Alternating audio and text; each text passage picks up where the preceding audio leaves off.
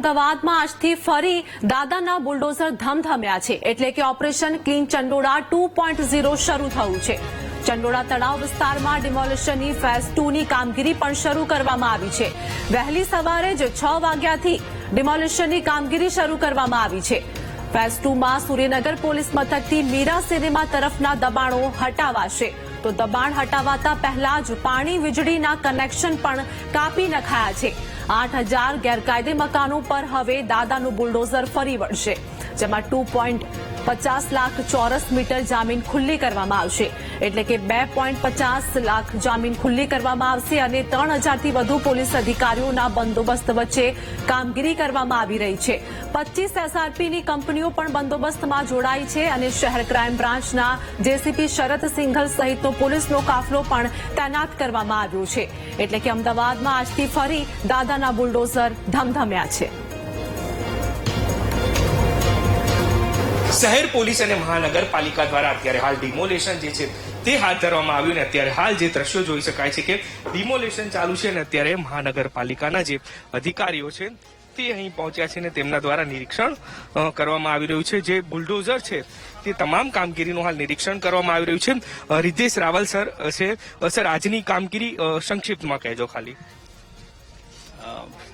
આજે સવારે 7 વાગ્યાથી બધું કામ અમે શરૂ કર્યું છે. સાથે સાથ ઝોનના જે બધા જે અધિકારીઓ હતા એ લોકો હાજર થઈ અને પોતપોતાની કામગીરી શરૂ કરી છે. સર, કેટલું દબાણ છે તે દૂર કરવામાં આવશે અને કેટલી ટીમો જે છે તે ફાળવવામાં આવી છે ને કેટલા દિવસના પાર્ટ 2 જે ઓપરેશન છે તે ચાલવાનું છે?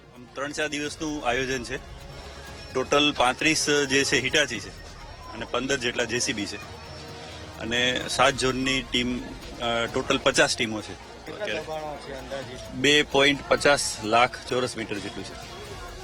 2.50 લાખ જેટલી ચોરસ મીટરની જે જગ્યા હતી તળાવની તેના ઉપર દબાણો થયા હતા અને અત્યારે હાલ આ દબાણો દૂર કરવાની કામગીરી છે તે કરવામાં આવી રહી છે. મહાનગરપાલિકાના જે ડીવાયએમસી છે રિદ્ધેશ રાવલ, તેમના દ્વારા જણાવ્યું કે 3 થી 4 દિવસ આ ટાર્ગેટ જે છે તે નક્કી કરવામાં આવ્યો છે અને આ તમામ દબાણો જે છે તે દૂર કરવામાં આવશે, એટલે કે હવે જે ચંડોળા ઓપરેશન 2 શરૂ કરવામાં આવ્યું છે તે 4 દિવસમાં પૂર્ણ કરાશે અને તમામ જે દબાણો છે તે દૂર થશે.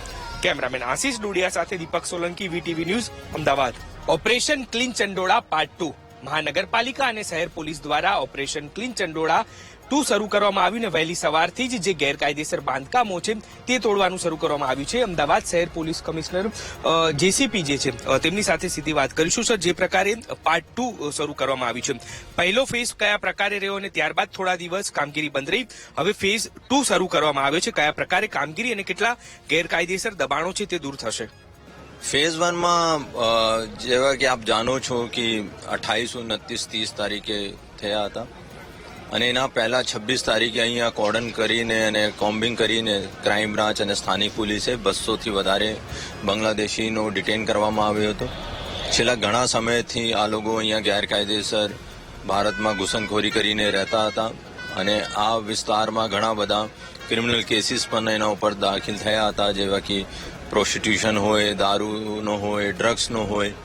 અને ફર્સ્ટ ફેઝ ટાર્ગેટેડ અપ્રોચ હતો, ખાસ કરીને બંગાળવાસ હતા, બાંગ્લાદેશીઓનો વસાહત હતી અને જો ભૂમાફિયા હતા જેવા કે લલ્લા બિહારી અને પથ્થરવાલા અને ગનીબેન પથ્થરવાલા એ બધાનો અમે ટાર્ગેટ કર્યો હતો અને ફેઝ 1માં 1.5 લાખ સ્ક્વેર મીટરની જગ્યા ખાલી કરવામાં આવેલી હતી. 4,000 જેટલા ઝોપડાઓ અને દુકાનો જો ગેરકાયદેસર ચંડોળા તળાવ બની હતી એને દૂર કરવામાં આવ્યો હતો. અને છેલ્લા 20 દિવસથી કોર્પોરેશન અને સ્થાનિક પોલીસ જો અહીંયા 8,000 જેટલા ઝોપડાઓમાં માણસો રહેતા તો એનો સમજાવવામાં આવ્યો કે ભાઈ કે 2010થી પહેલા અગર તમે અહીંયા કાયદેસર વસાહત કરતા હતા તો તમે બીજા ઘર પણ આપવામાં આવશે અને જો જેના પાસે કોઈ આધાર નથી એનો ખાલી કરાવશે. અને આ ઓપરેશનમાં પોલીસ અને કોર્પોરેશન સફળ થઈ હતી, ક્યોંકિ ગઈકાલ સુધી રાત સુધી 90થી વધારે ટકા લોકો આપણા ઘરે ખાલી કરીને જતા રહ્યા હતા. કાલે સીપી સાહેબ અને મ્યુનિસિપલ કમિશનર સાહેબ અહીંયા સ્થળની મુલાકાત લીધી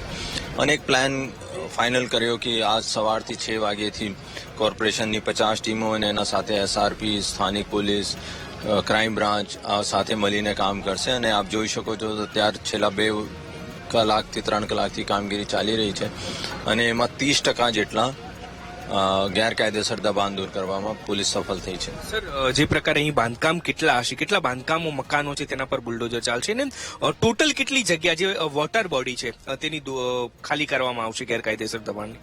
ટોટલ વોટર બોડીનો પેરીફરી જોઈએ તો 6 કિલોમીટરની પેરીફરી છે. ટોટલ દબાણ 4 લાખ સ્ક્વેર મીટરનો હતો. ફર્સ્ટ ફેઝમાં 1.5 લાખનો દૂર કરવામાં આવ્યો હતો અને એમાં 4000 ઝોપડા હતા.